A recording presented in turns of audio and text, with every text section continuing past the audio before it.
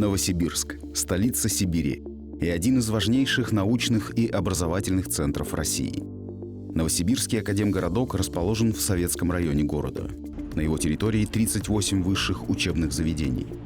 Один из лучших институтов Новосибирского академгородка – Институт ядерной физики, разработки которого широко известны в России и в мире. Одним из молодых и перспективных ученых является уроженец Хакасии, доктор физико-математических наук, старший научный сотрудник Института ядерной физики Корнелий Тодышев.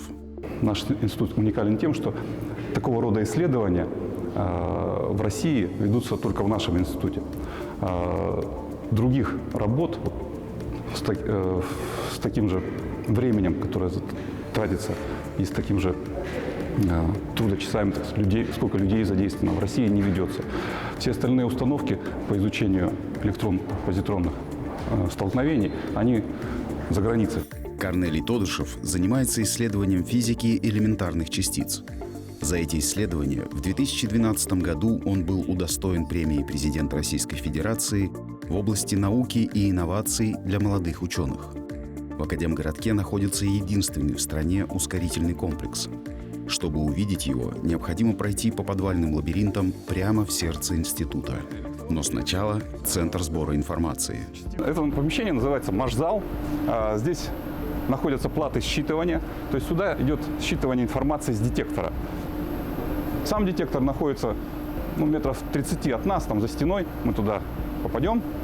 И здесь несколько тысяч каналов электроники.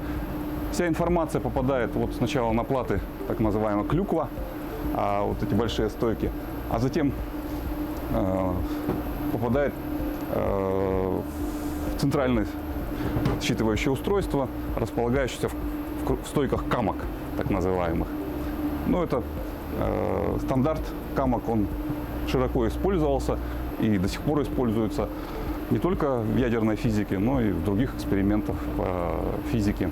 Такого рода процессов продолжается уже в течение десятилетий, 40 лет, и до сих пор не исчерпалась как физика данных процессов, то есть не все известно, так и, в общем-то, есть куда двигаться по исследованию неизвестных процессов, то есть идет поиск процессов, которые выходят за рамки стандартной модели. Стандартная модель считается, что вся она стала завершенной после открытия Хиггс-бозона.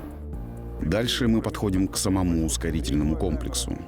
На самом деле их здесь два – ВЭП-2000 и ВЭП-4М, где сталкивают электроны и позитроны. Это агрегаты наподобие Большого адронного коллайдера, только в меньших масштабах. Длина Большого адронного коллайдера более 26 тысяч метров, а российского всего 360. Но мы являемся родоначальниками в данном направлении. 80% российского вклада в разработку и запуск Большого адронного коллайдера – результат усилий ученых из Института ядерной физики. За мной находится детектор Кедр. В нем происходит, соответственно, внутри него происходит исследование процессов рождения адронов, частиц, возникающих при аннигиляции электрон-позитронной. Здесь вы видите магниты ускорителя и фокусирующие линзы. Разгоняется во всем промежутке, то есть во всем кольце. Здесь экспериментальная часть, так называемая, этот промежуток, а с другой стороны находится технический промежуток, и там соответственно, все резонаторы стоят ускорительные, где происходит разгон частиц, собственно. А дальше магниты, которые заворачивают, магнитная структура, которая заворачивает электрон-позитроны, и, соответственно, они сталкиваются внутри детектора, и происходит рождение частиц, которые мы исследуем. Интерес к точным наукам у Корнелия Юрьевича от старшего брата, который был примером для него. Но дорогу в науку ему открыл школьный педагог. Я как стал интересоваться более глубоко науками и решил поступить в университет. Я в заочную школу поступил в МФТИ, то есть и долгое время учился в ней, 2 года. И мне в этом очень сильно помогало по некоторым вопросам Галина Георгиевна Лябина. То есть она вела физику, была завучем в Аскизской школе. И вот, собственно, то есть основа для того, чтобы я занимался физикой там, и поступил через Олимпиады в Новосибирскую физмат-школу, вот она заложила, я бы так сказал, и помогала мне во всяком случае. Недалеко от Института ядерной физики расположился Институт археологии и этнографии РАН. Здесь свои исследования проводит другой ученый-исследователь из Хакасии Винарий Бурнаков. Винарий Алексеевич является кандидатом исторических наук и старшим научным сотрудником Института археологии и этнографии. Его научные исследования лежат в области традиционной культуры и мировоззрения хакасов и других народов Южной Сибири. За монографию «Духи среднего мира в традиционном мировоззрении хакасов» был награжден медалью Российской академии наук. Мен тосқым Калининград орталық школаны, сонның Томский государственный хазный университет кірпілғым исторический факультет. Анда менің специализация уже болған этнография. И аныңызғар уже менің научный эстезах интерес болған духовная традиционная культура хакасов. Да, с отличием университет, диплом.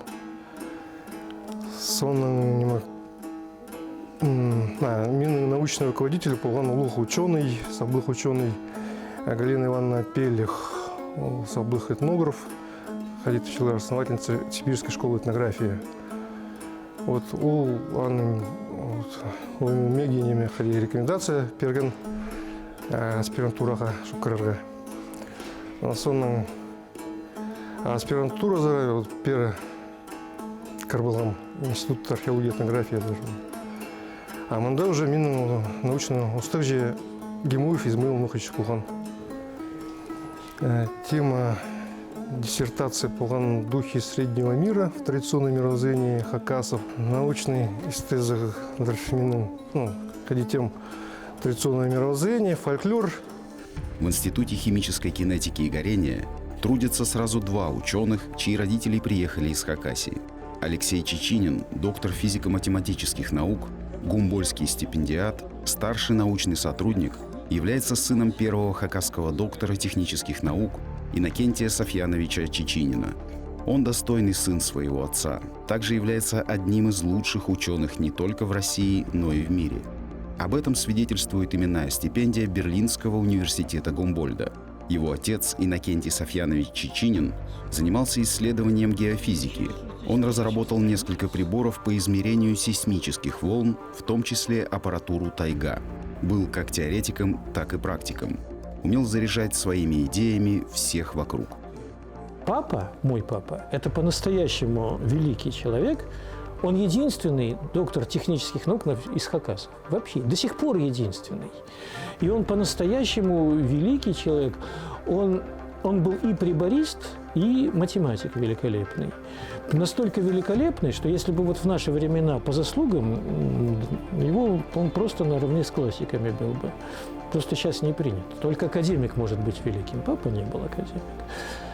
Он мне рассказал, первая задача, которую он решил, он был хакасский школьник, не умеющий говорить по-русски, в селе, скажем так, в глубинке Хакасии. Это Койбалы, это... В озере щука плывет, у тебя ружье. Стреляем, куда целиться.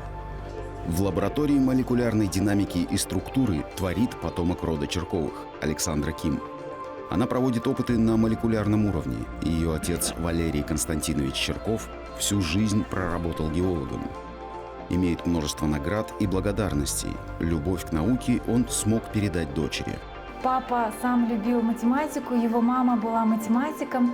Кыштымова Анисия Григорьевна, она преподавала в школе математику в Аскизе. и всегда задавала ему интересные задачки, и он их потом задавал нам на смекалку, на сообразительность. Вот. Любил делать какие-то головоломки нам, своими руками вытачивал их, скручивал. И поэтому, конечно, наверное, от этого сформировалась у нас тяга к знаниям, к наукам. И потом мы жили в Читинской области, это в Забайкалье. Там Приаргунский горно-химический комбинат, который добывает уран.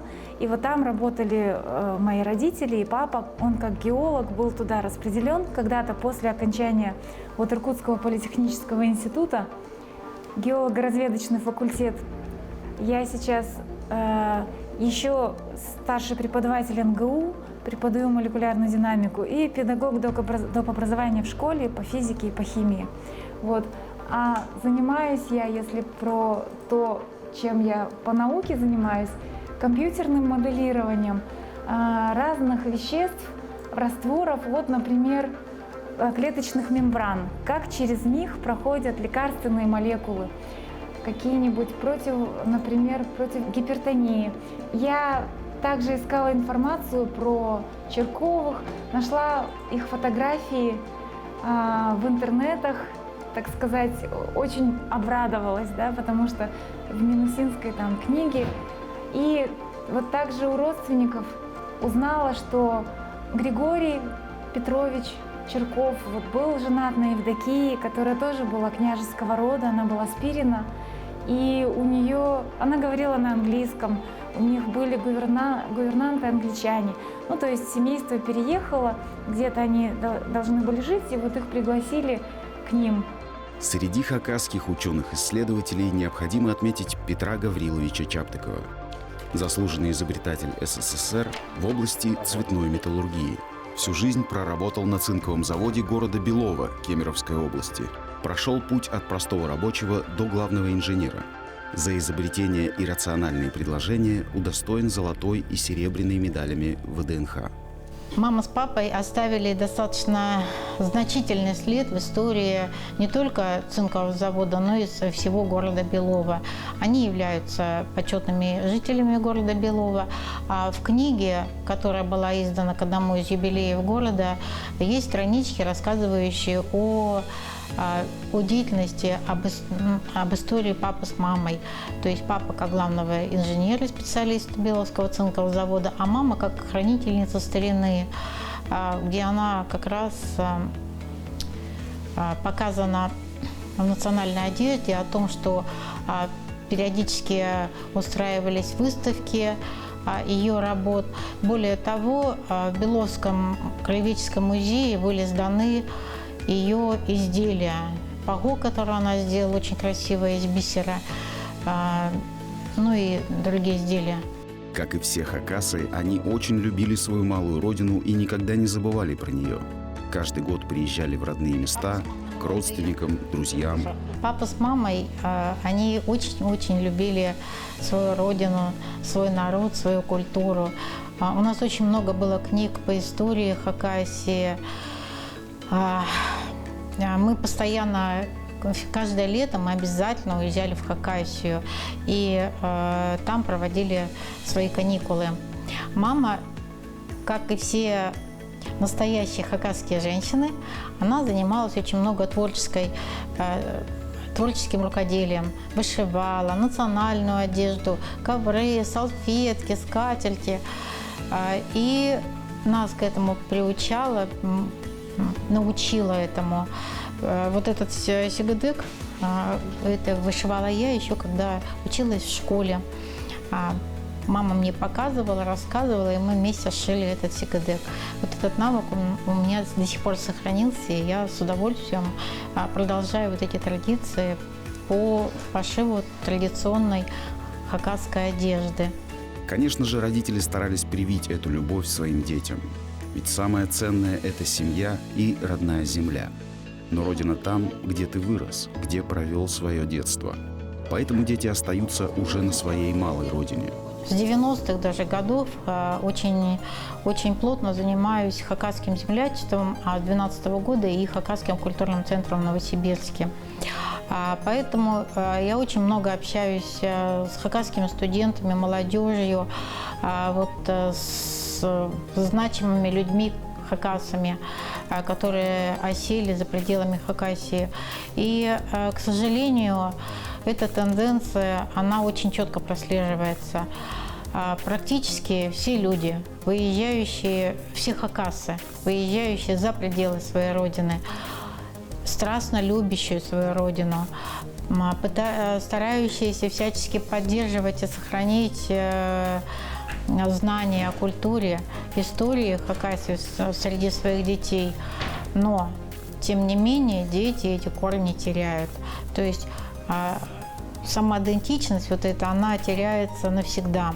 То есть уже дети практически не знают языка, никто из них не говорит на хакасском языке. Это, к сожалению, и это является и моей трагедией, потому что я всю жизнь прожила за пределами Хакасии, только в этом году вернулась. Вот пытаюсь сейчас учить хакасский язык, но для меня это уже немножко сложно. То есть навыка говорения, нету, его надо с детства приучать к этому навыку. Вот. А про внуков, конечно, говорить об этом уже и смысла нету, это уже потерянные для Хакасии люди, они уже мало кто из них самоидентифицирует себя с хакасами. Каждый народ гордится своими великими людьми. И хакасы не исключение. Ведь пока жива память народа, будут жить и их герои.